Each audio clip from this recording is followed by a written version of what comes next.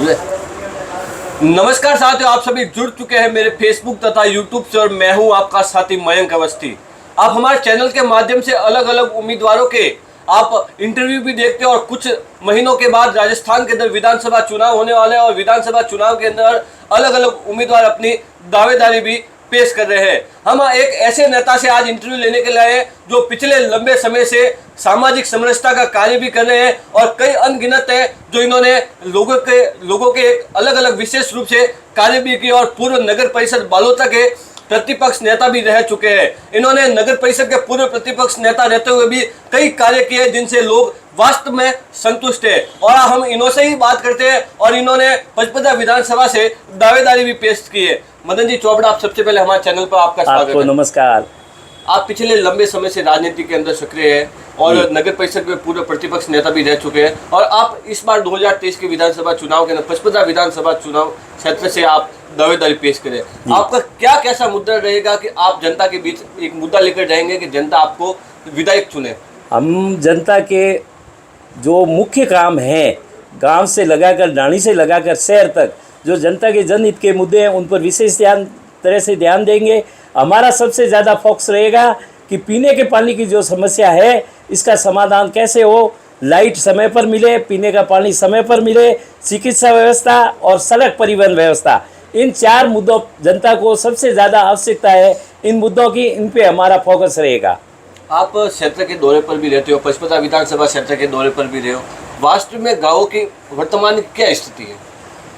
वर्तमान में स्थिति है कि गाँवों में मूलभूत समस्याओं से पानी, बिजली, इससे है। डॉक्टरों की भी कई पोस्टें खाली है, स्कूलों में भी कई टीचरों की पोस्टें खाली है।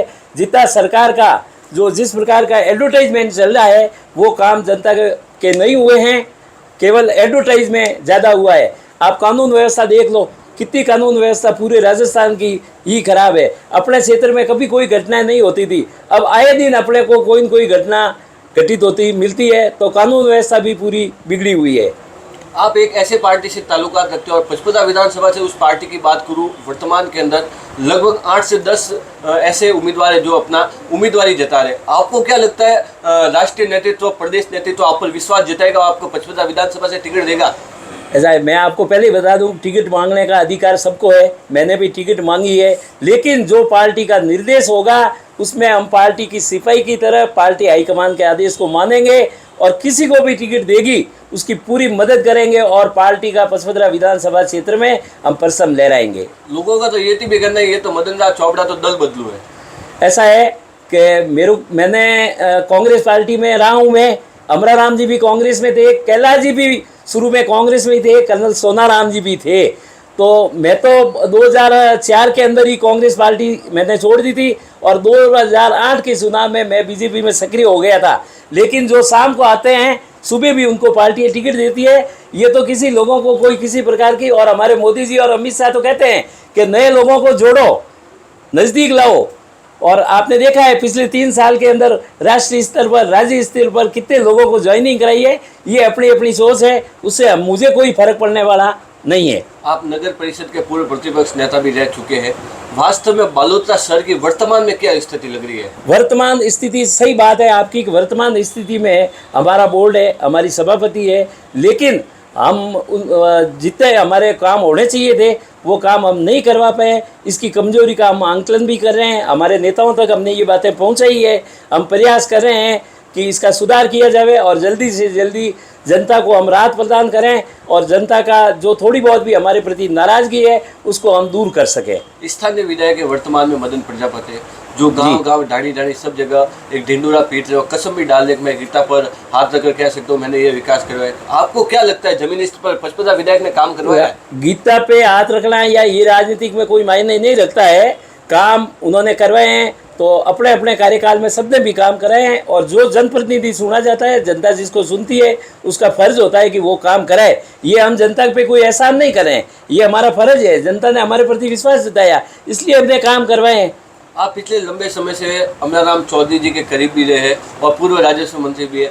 आपको क्या लगता है, आप अमराराम चौधरी के गुट से आते हो और लोग कहते हैं अमराराम चौधरी के बहुत, हमारा गुट भारतीय जनता पार्टी है, कोई गुट नहीं है। लेकिन कोई नेता जो वरिष्ठ होता है उसके निर्देशन में काम करते हैं तो उससे अनुभव मिलता है, और उनको नेता, जो क्षेत्र का वरिष्ठ नेता होता है, उसको अगर नेता नहीं मानेंगे तो हम कैसे आगे बढ़ेंगे। इसलिए ये कोई बातें खास हमारे लिए मायने नहीं रखती है, लेकिन जो वरिष्ठ है, जिनकी पकड़ है, जिनका अनुभव है, उस अनुभव को हम नए लोग कितना भी अगर जोर भी लगा दें तो उसको हम कम नहीं कर सकते हैं। पूर्व राजस्व मंत्री अमराराम चौधरी भी अभी वर्तमान के अंदर दावेदारी पेश कर रहे हैं, आपको क्या लगता है? मैंने आपको बताया नहीं, दावेदारी पार्टी सत्ता में आने की जब समय होता है तो कई दावेदार होते हैं और करनी भी चाहिए, हर आदमी का ये अधिकार होता है। लेकिन पार्टी जिसको टिकट देगी, चाहे अमराराम जी चौधरी है, चाहे हम हैं या अन्य हैं जो दावेदार, हम सब साथ रहकर एक ही बीजेपी का कैंडिडेट के नाते उसको हम जिताएंगे। अमराराम चौधरी के बारे में आप क्या कहोगे? अमराराम चौधरी का अनुभव, अमराराम चौधरी की जो पकड़, अमराराम चौधरी का जो संपर्क है, उसको तो हम पहुंच भी नहीं पाएंगे, क्योंकि आज वो इतने साल से राजनीतिक में है। अगला आदमी कांग्रेस से विधायक रहा है, निर्दलीय विधायक रहा है, भारतीय जनता पार्टी से 3 बार विधायक रहा है, तो उनके लिए क्या कहेंगे? जनता का उनके प्रति स्नेह है। आप लगातार बालोतरा शहर की समस्याओं को लेकर लगातार जिला कलेक्टर और उपखंड अधिकारियों, आयुक्त को ज्ञापन सौंपते हैं। बालोतरा शहर की प्रमुख रूप से कौन सी समस्या है वो बताइए। आज शहर के अंदर सड़कों की हालत खराब है, पीने के पानी की भयंकर समस्या है। आप नाटा हॉस्पिटल देख लो, कहने को तो हमारा जिला हॉस्पिटल है, लेकिन सफाई व्यवस्था और व्यवस्था है, अंदर जाके आप देखो, आपको मालूम पड़ेगा।